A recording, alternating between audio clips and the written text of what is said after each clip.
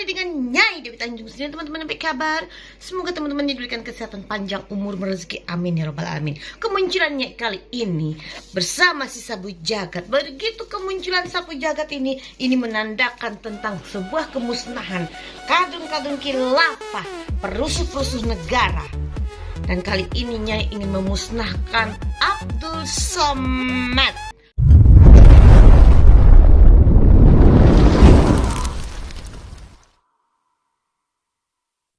Abdul Somad akan di blacklist di Arab Saudi. Abdul Somad akan di blacklist di beberapa negara. Abdul Somad akan di blacklist di surga. Begitu muncul Sapu Jagat ini, selesailah riwayat Abdul Somad. Nah, Nyai mendapatkan berita dari burung ababil Nyai.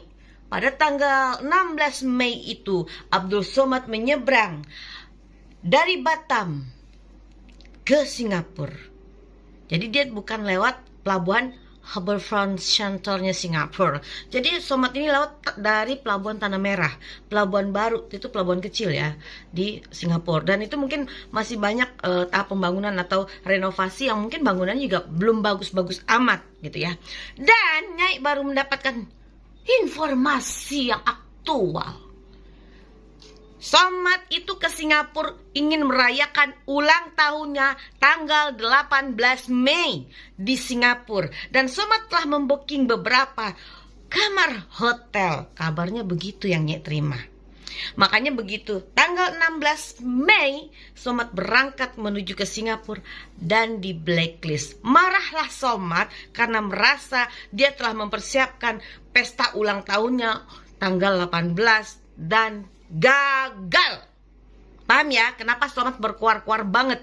Karena dia mau ulang tahun di Singapura gagal.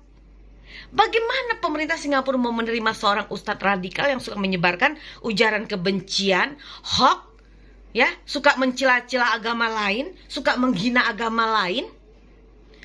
Dan di saat Somad masih di pelabuhan, pihak imigrasi bertanya kepada kalau kita bilang tuh Majelis Ulama Singapura, apakah Somad bisa masuk ke Singapura.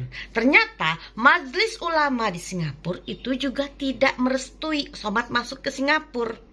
Tandanya apa? Muslim di Singapura tidak menyukai Somad. Karena apa? Ujaran kebenciannya, isi-isi ceramahnya yang tidak mencontohkan ajaran agama Islam yang baik dan benar. Jadi paham ya, bahwa Somad itu di blacklist seumur hidup di negara Singapura. Terlebih setelah ada ancaman-ancaman yang keluar dari mulut Somad sendiri dan pendukungnya. Dan Nyai juga mendapatkan berita bahwa kadrun-kadrun khilafah berusaha menghacker, mencoba memasuki keamanan negara melalui hackernya. Dan itu ketahuan oleh Singapura ya. Nah itulah kenapa Somad begitu baper sekali, karena dia udah ngebayangin dia mau ulang tahun di Singapura. Dan warga Singapura juga mempertanyakan ucapan Somad yang mengatakan, bukankah Somad pernah bilang bahwa merayakan ulang tahun itu adalah ciri-ciri orang murtad dan kafir? Tapi ternyata Somad merayakan ulang tahun juga. Dan mau merayakan di Singapura walaupun gagal karena di blacklist. Jadi paham ya teman-teman bahwa Somad ini ditolak masuk Singapura itu bukan atas permintaan pemerintah Indonesia. Tapi itu karena perbuatan Abdul Somad sendiri atas ujaran-ujaran kebenciannya, atas isi ceramah-ceramahnya yang selalu kontroversial dan menyebarkan ujaran kebencian kepada umat agama lain. Ya, itu jelas. Apa yang dilakukan oleh Somad itu adalah hasil perbuatannya sendiri. Inilah yang dinamakan senjata makan tuan. Yang namanya istilahnya harimaumu. Mulutmu adalah harimaumu yang akan memakan dirimu sendiri. Dan ini terjadi sama Somad. Jadi apa yang diucapkan Somad, isi-isi ceramahnya Somad, itulah yang membuat dia sekarang sulit untuk memasuki ke beberapa negara yang ada di dunia. Jadi bukan atas permintaan pemerintahan Jokowi yang katanya anti ulama. Itu bohong sekali. Dan jujur aja, Nyai salut kepada pemerintah Singapura yang begitu tegas, ya, menegakkan aturan yang ada di negara mereka. Nyai sangat mendukung. Karena apa? Itu haknya Singapura.